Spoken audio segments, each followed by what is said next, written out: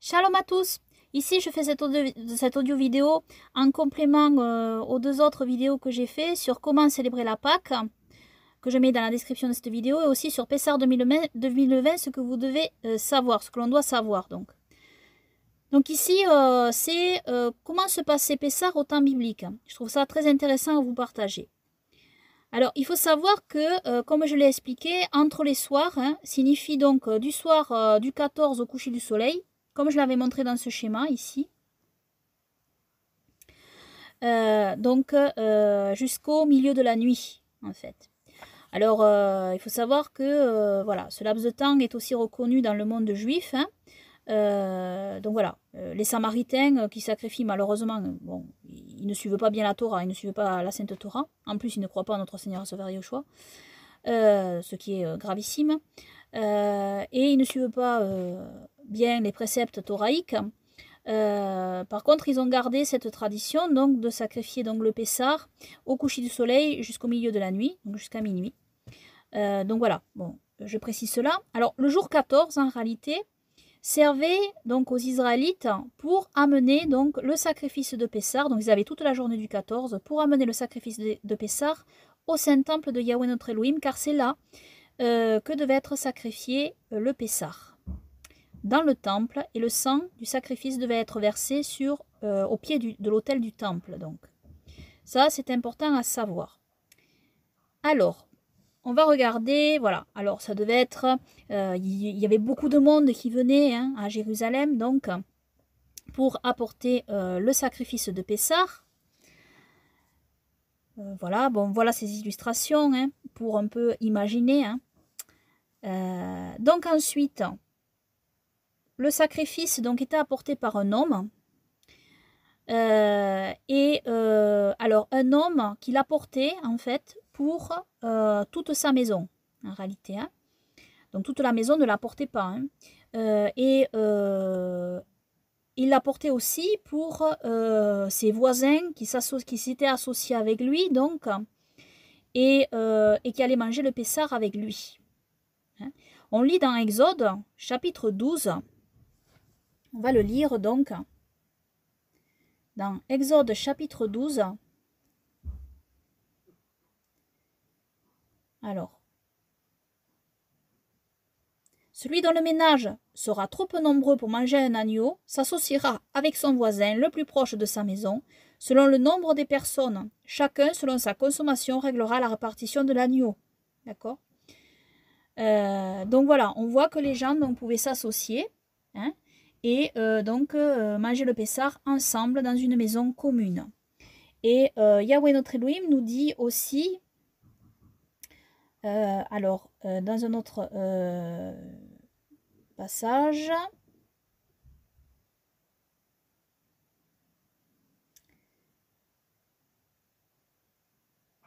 voilà, verset 46, le Pessah sera consommé dans une même maison.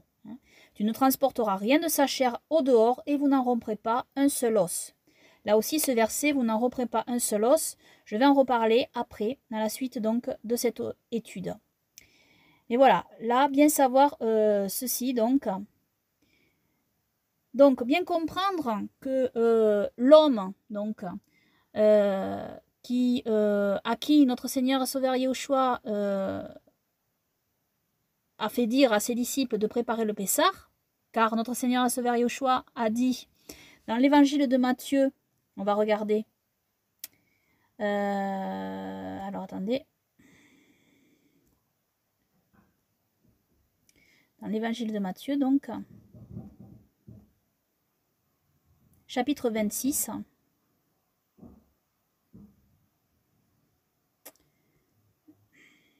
voilà, hop. Et au jour premier de la Rag Hamatzot, fête des sans levain, là aussi on va revenir sur ce verset un peu plus tard, les disciples s'approchèrent de Yahushua en disant « Où veux-tu manger le Pessah ?» Et il leur dit « Allez à la ville vers un certain Ish, un homme donc, qui aura à cœur de contribuer pour le faire, et dites-lui de cette manière, le Rav, le maître, dit « Mon temps est proche de faire Pessah avec mes disciples et avec toi. » Voilà. Donc ici, on voit que notre Seigneur Sauveur Yahushua se joint à la maison d'un homme donc. Hein. Tout comme nous le voyons donc dans Exode. Hein. Celui dont le ménage sera trop peu nombreux pour manger un C, donc le C c'est le mouton ou le bouc d'un an pris du troupeau, hein, s'associera avec son voisin le plus proche de sa maison selon le nombre des personnes, chacun selon sa consommation réglera la répartition du C d'Elohim. Amen. Donc voilà ici pour cette remarque. Donc cet homme, ou alors cet homme a envoyé un de ses serviteurs, voilà, amener le sacrifice de Pessah. Mais à mon sens, je pense que c'est cet homme-là qui a amené le sacrifice de Pessah lui-même. Je pense que c'est lui-même qui a dû l'amener.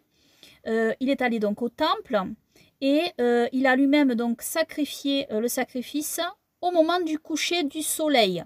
C'est-à-dire, il a amené le C d'Elohim au temple durant la journée du 14 en fait, qui est appelé le premier jour donc des sans levain, le jour du 14. Je vais vous le démontrer en réalité. Hein.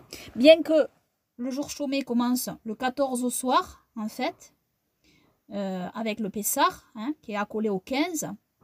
Mais le premier jour, donc, c'est des sans levain, c'est donc le 14, bien que voilà, le jour 15 n'est pas encore recommencé en réalité. Hein. Ce jour-là est appelé le premier jour, en fait, le 14, en réalité. Je vais vous le montrer. On a cette preuve, donc, dans la Torah du Deutéronome, chapitre 16, au verset 4, quand Elohim dit qu'on ne voit pas de levain chez toi dans tout ton territoire durant 7 jours et qu'il ne reste rien le lendemain de la chair du sacrifice offert le soir du premier jour. Donc, le sacrifice offert le soir du premier jour, hein, c'est le soir donc du 14. Hein, et donc, le 14 est appelé ici le premier jour. D'accord? Voilà. Il est appelé le premier jour. Hein. Et c'est donc pour ça qu'on voit dans l'évangile de Matthieu, verset 17, et au jour premier de la Rag Hamatzot, donc au 14, en réalité, la journée du 14, les disciples s'approchèrent de Yeshua en disant « Où veux-tu manger le Pessah ?» Et il leur dit « Allez à la ville, vers un certain Ish, qui aura à cœur de contribuer pour le faire. Et dites-lui de cette manière, le maître dit, mon temps est proche de faire Pessah avec mes disciples et avec toi. » Voilà. Donc, ici, nous voyons donc que c'est le 14, le premier jour, en fait. Le premier jour, en fait. Voilà. Comme dans la Torah du Deutéronome, en réalité. Hein. Donc, nous voyons bien que c'est le repas de Pessah qu'a pris notre Seigneur et Sauveur Yahushua. Et donc, cet homme est monté au temple durant la journée du 14. Et au moment du coucher du soleil, donc, parce que le sacrifice de Pessah ne doit pas être fait à un autre moment, au moment du coucher du soleil, le sacrifice donc, était fait par cet homme. Et le sang était récolté donc, par les sacrificateurs. Et donc, qui donc, ont répandu ce sang au pied de l'autel, donc du temple. Ensuite, le sacrificateur préparait le Pessah en dépouillant le Pessah donc, de sa fourrure et de son cuir, donc, et de la graisse donc, qui entoure la peau aussi. Hein. Et tout ça donc, était brûlé sur le feu. Donc. Mais ce sacrifice-là, juste en fait, la peau est enlevée du Pessah, et le Pessah, lui, reste entier. C'est-à-dire, aucun os ne doit être brisé, divisé, séparé. Je traduis ici, hein, parce que le mot hébreu, ça ne veut pas dire uniquement écrasé, en réalité, pour manger la moelle des os, en fait. Ça veut dire, aucun os ne doit être divisé, séparé. C'est-à-dire, le Pessah, il doit rester entier. Il ne doit pas être divisé, en fait. Hein. Ça, c'est extrêmement important. Et il ne doit pas être vidé. Tout doit rester dans le Pessah, en fait. Tout doit rester dedans. Donc, c'est vraiment voilà, un sacrifice très particulier. Et alors, bien imaginez donc que le Pessah restait entier. Hein, d'accord? Alors, le sacrificateur donc enlevait juste la peau avec la graisse qui est autour de la peau. Et ensuite, il allait brûler tout ça sur l'autel. Ensuite, les Israélites repartaient avec leur C d'Elohim préparé donc pour la cuisson. Et il y avait des fours, donc, communautaires. Et là, ils faisaient cuire leur Pessah, en fait. Ils il faisait cuire le pessar, donc, entier, et rôti, donc, hein, il ne doit pas être bouilli, il doit être rôti. Et ensuite, il sortait donc du temple et sortait de la ville, en fait, et ils amenaient le pessar dans la maison, dans leur maison, en fait. D'accord? Alors voilà. Là, il y a plusieurs choses à indiquer sur ce point. Donc, ils amenaient le pessar. Et donc voilà, en fait, là c'est une image d'un film messianique ancien que j'ai pris. Et on voit donc le C d'Elohim entier sur la table. Vous voyez, hein. Le symbole est très fort ici. Hein. Ce sacrifice représente le sacrifice de notre Seigneur et Sauveur Yahushua. C'est pas le même effet que si vous découpez en fait de la viande et que vous la voyez découpée dans votre assiette. Là vous voyez vraiment l'animal entier sur la table qui est non vidé. Alors comment faisait-il pour manger? Et en fait il coupait des morceaux de chair en fait et il mangeait comme ça, mais il ne défaisait pas le squelette en réalité, hein. Et tout ce qui restait après devait être brûlé, hein. Voilà, s'il en restait. Donc voilà, hein, ça il faut bien comprendre tout cela. Donc à partir de là, il y a plusieurs questions qu'on pourrait se poser en réalité, hein. Donc, où étaient les Israélites pour manger le Pessar? D'accord? Alors, en réalité, selon ma compréhension, ils étaient donc dans les maisons qui entouraient la ville antique de Jérusalem. Parce qu'il faut savoir que la ville antique de Jérusalem, elle est petite, c'est une petite ville en fait, la vraie cité de David. Alors je vais vous montrer donc des images, je l'ai déjà dit dans ma vidéo sur le temple retrouvé, la vraie localisation de Jérusalem. Donc on va regarder ces images, voilà. Voici donc la localisation vraiment de la vraie Jérusalem. Vous voyez, c'est une petite ville, hein, ça fait que quelques kilomètres de long, hein. C'est très petit en réalité, c'est un camp en fait, qui entoure le temple qui était au milieu de la ville. Le temple n'est pas sur l'esplanade des mosquées. Donc voilà, revoir ma vidéo si vous ne l'avez pas vue, hein, sur la vraie localisation de Jérusalem et le temple retrouvé. Donc les Israélites en fait vivaient autour de Jérusalem, mais la ville sainte, Jérusalem, était habitée uniquement par des Lévites. Hein, parce qu'il faut savoir que la sainteté de Jérusalem était très rigoureuse. Elle était liée au saint temple de Yahweh notre Elohim, donc tout le monde n'y vivait pas en permanence, et les Lévites y vivaient pendant un certain temps selon leur tour de classe. Après, ils pouvaient sortir de la ville et aller dans leur maison extérieure. Hein. C'est du moins comme ça moi que je le comprends. Et donc voilà. Il y avait donc là, ici, le réservoir de Siloé, hein, au numéro 3. Hein, et les gens se baignaient dans le réservoir de Siloé pour pouvoir entrer dans la ville sainte. Hein, parce que la ville est sainte comme le temple est saint. Hein. Donc alors, ici, je vais vous montrer la configuration dans le désert, en réalité. Quand le tabernacle était dans le désert, Elohim a ordonné que les tribus de Lévi entourent le tabernacle. Et puis, les autres tribus d'Israël étaient autour, en fait. Et cette zone verte, là, ici, vous voyez, c'est pareil que la Jérusalem antique, en réalité. C'est seuls les Lévites qui étaient dans la Jérusalem antique et les Israélites étaient autour. Et lors des fêtes, les Israélites, donc, qui venaient de contrées différentes du pays d'Israël, venaient et se mettaient donc autour, en fait, de Jérusalem, comme ils étaient autour des Lévites, en réalité, c'est-à-dire autour du tabernacle de Yahweh. Donc, ils mangeaient le Pessar en face du tabernacle de Yahweh, devant le tabernacle de Yahweh. Donc voilà, hein, Et alors, j'ai des écrits hein, pour vous montrer ce que je dis ici, bien évidemment. J'avais fait une étude donc sur le temple retrouvé, la vraie localisation de Jérusalem. Hein. Et donc, il y a des passages que je citais. Hein. Donc, dans la Torah du temple, Yahweh notre Elohim nous dit, chapitre 13, verset 17, « Vous ne pouvez rendre aucune ville parmi vos villes aussi pure que ma ville. Amen. » Et nous voyons dans Néhémie chapitre 11, versets 1 à 2, « Les principaux du peuple s'établirent à Jérusalem, mais le reste du peuple tira au sort afin qu'1 sur 10 vint s'établir à Jérusalem, la sainte cité, et que les 9 autres dixièmes demeurassent dans les autres villes. Et le peuple bénit tous ceux qui se présentèrent volontairement pour s'établir à Jérusalem. » Cela démontre qu'il y avait un degré de pureté qui était requis pour vivre à Jérusalem. Hein. Alors, comprendre que Jérusalem est le camp des saints, Donc, comme je l'ai expliqué, hein, on voit dans la Torah des Nombres, chapitre 1, verset 53, que les Lévites campent en cercle près du tabernacle du témoignage et il n'y aura point de péché parmi les fils d'Israël. Les Lévites seuls auront la garde du tabernacle du témoignage.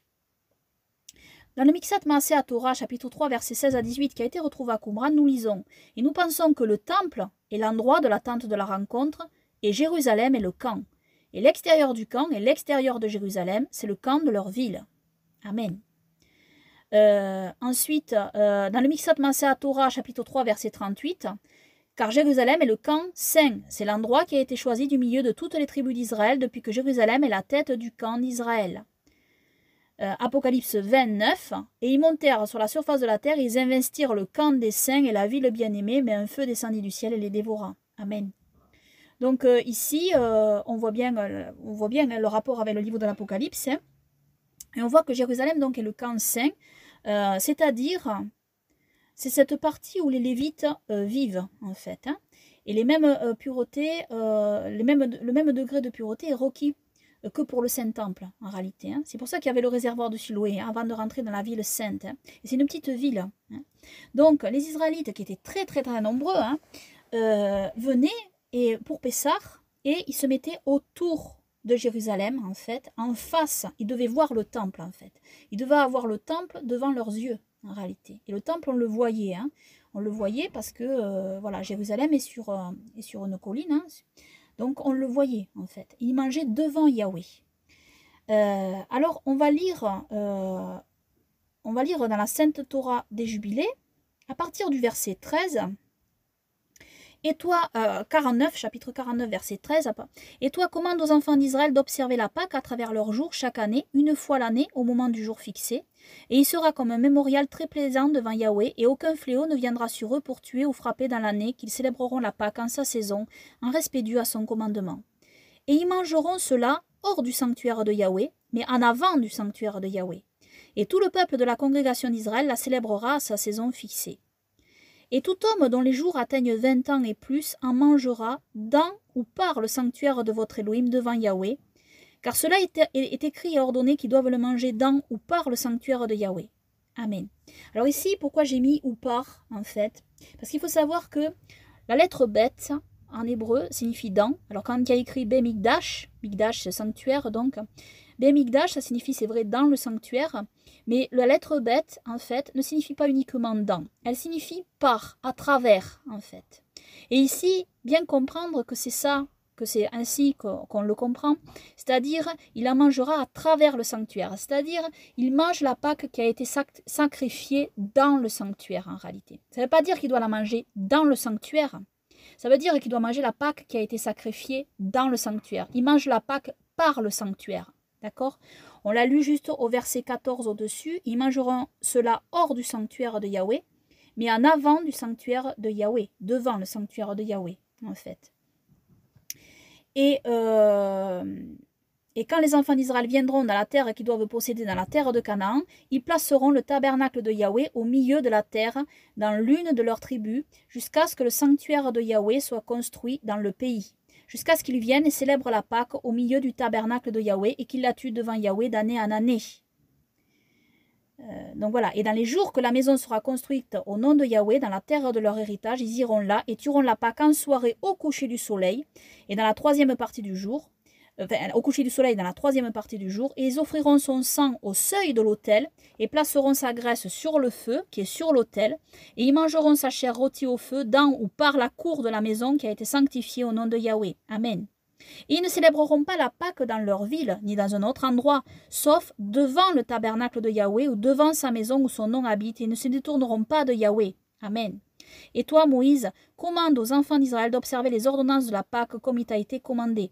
Déclare-leur chaque année, ainsi que la date de ces jours et la fête des sans-levains, afin qu'ils mangent du sans-levain, des sans-levains 7 jours, et qu'ils observent sa fête, et qu'ils apportent une oblation chaque jour durant ces 7 jours de joie devant Yahweh sur l'autel de votre Elohim. Amen. Vous célébrerez cette fête avec la hâte avec laquelle vous êtes sortis d'Égypte, jusqu'à ce que vous entriez au désert de Chour, car sur la plage de la mer tu l'accomplis. Amen. Donc, ici, il y a un point intéressant que je veux noter aussi, c'est qu'il est écrit au verset 16, « Et tout homme dont les jours atteignent 20 ans et plus en mangera par le sanctuaire de votre Elohim devant Yahweh, car cela est écrit et ordonné qu'ils doivent le manger par le sanctuaire de Yahweh. Amen. Donc, bien comprendre que ici, il y a un âge qui est requis. Alors, qu'est-ce que cela signifie? Qu'est-ce que cela signifie? Alors, c'est intéressant, ce détail est très intéressant ici, qui est partagé. Ça signifie en réalité que, en fait, d'abord, l'homme qui doit apporter le C d'Elohim au temple doit avoir 20 ans ou plus. Il n'y a que les hommes qui l'apportent, il y a un âge requis. Et ensuite, cela signifie donc que il y a un âge. Pourquoi il y a un âge? Parce qu'imaginez, si on se pose juste une question. Oui, bien sûr, il y avait des enfants au moment de Pessah, on le voit très bien, dans Exode chapitre 12. Mais, par exemple, un nourrisson, est-ce qu'il doit manger? Parce que quand Elohim dit « toute la communauté d'Israël doit manger le C de Pessah », on imagine bien qu'un nourrisson ne va pas le manger. Alors, je vous prends l'exemple du nourrisson en réalité, hein, pour vous montrer un petit peu. On sait aussi que nul impur ne peut manger le C de Pessah. Une personne qui a un écoulement, etc., c'est écrit dans la Sainte Torah, ne peut manger des choses saintes en réalité. Donc la femme, elle a ses règles tous les mois. Il peut arriver qu'elle ait ses règles durant le soir de Pessah.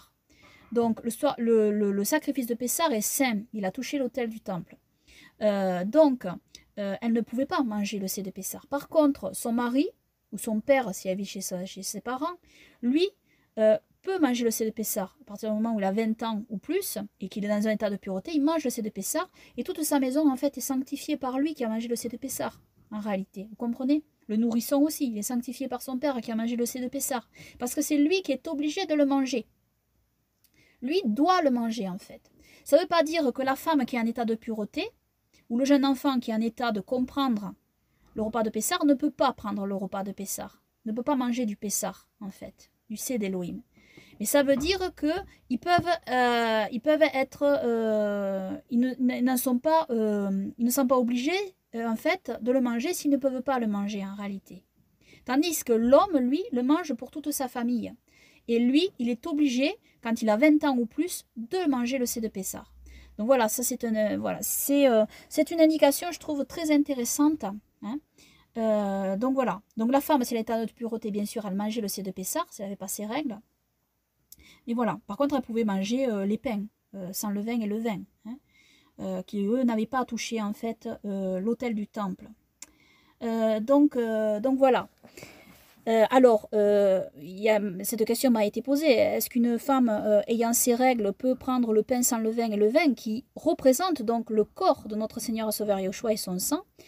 Alors, notre Seigneur et Sauveur Yahushua, il est vrai, a transposé en fait le sacrifice du C de Pessah sur le pain sans le vin et le vin. D'accord? Le pain sans le vin représente son corps sans péché.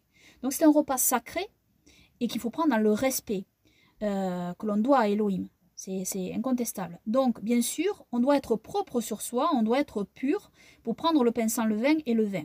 Après, est-ce qu'une femme qui a ses règles ne peut pas prendre en fait le pain sans le vin et le vin ce soir-là, comme mémorial du sacrifice de notre Seigneur et Sauveur Yahushua?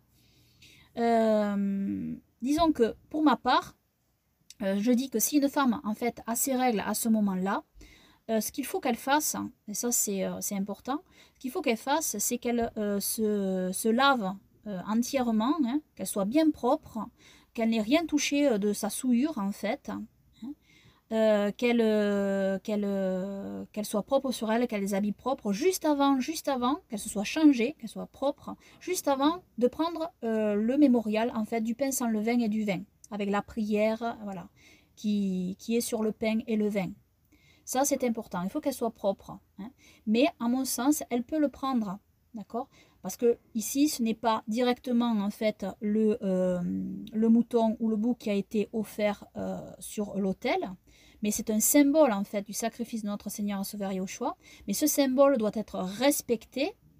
Et à mon sens, bon, elle peut donc le prendre à condition, quand même, qu'elle soit propre au moment où elle le prend, en fait. Où elle prend le pain sans le vin et le vin qui a été béni, en fait, où la bénédiction a été donnée. Voilà, ça c'est très important.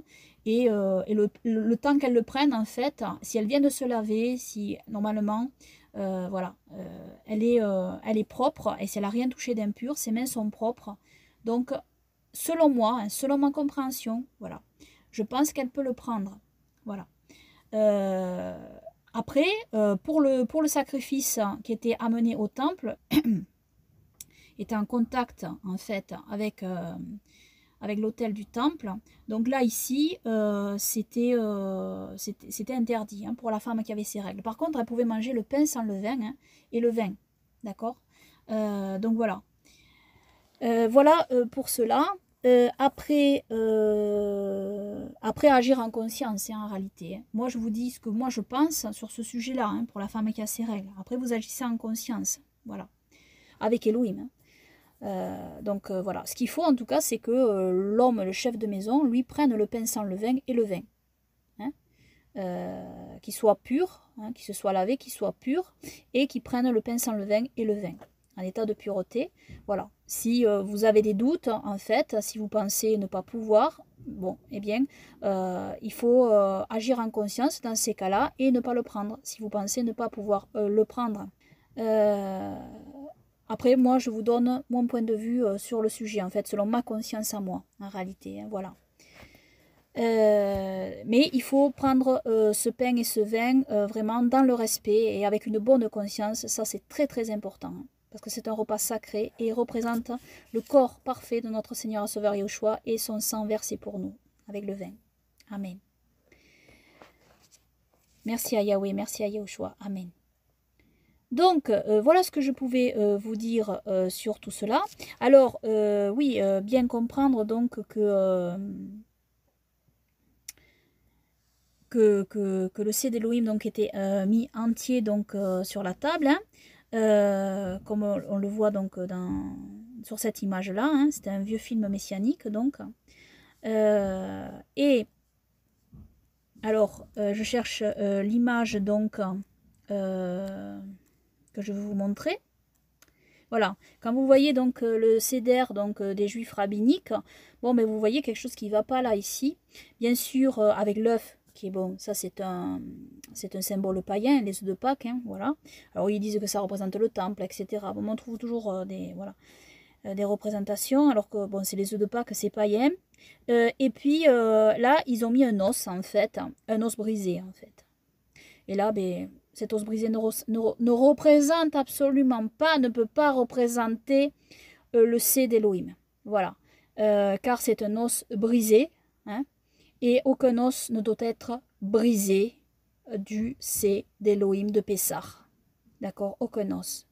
Et nous savons que lorsque notre Seigneur et Sauveur Yahushua était dans le supplice de la croix, aucun os n'a été brisé. Ils ont brisé les os des autres brigands, mais lui, ils n'y ont pas brisé les jambes, car aucun os ne sera brisé. Amen. Donc voilà, c'est très important ici, hein, de ne pas mettre un os et aucun produit animal, bien sûr, ce soir de Pessah, comme je l'ai expliqué. Pourquoi? Parce que le seul animal sacrifié doit être le C de Pessah, qui doit être sur cette table. Donc, nous n'avons plus le temple, nous n'avons plus la vraie Jérusalem, nous sommes en exil, donc il n'y a plus d'animal. Voilà, et Yahushua est notre Pessah, avec le pain sans le vin et le vin. Et ça, c'est très important, voilà. Hein, notre Seigneur et Sauveur Yahushua a transposé, en fait, le sacrifice de Pessah sur le pain sans le vin et le vin. Il savait parfaitement que le temple serait détruit, qu'il n'y aurait plus possibilité donc d'offrir le C d'Elohim. Et il a transposé donc ici le mémorial sur le pain sans le vin et le vin. Amen. Il est notre Pessah, il est notre Pâques. Amen. Donc ici, voilà ce que je pouvais dire donc. Et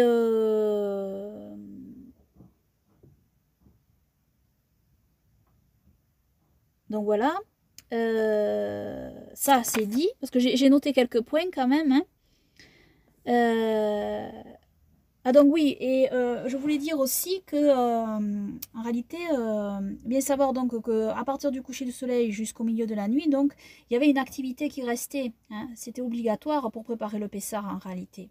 Donc, si vous voulez, c'est pour ça, probablement, selon moi, selon ma compréhension, hein, qu'il est écrit ceci, en fait, dans Exode 12, verset...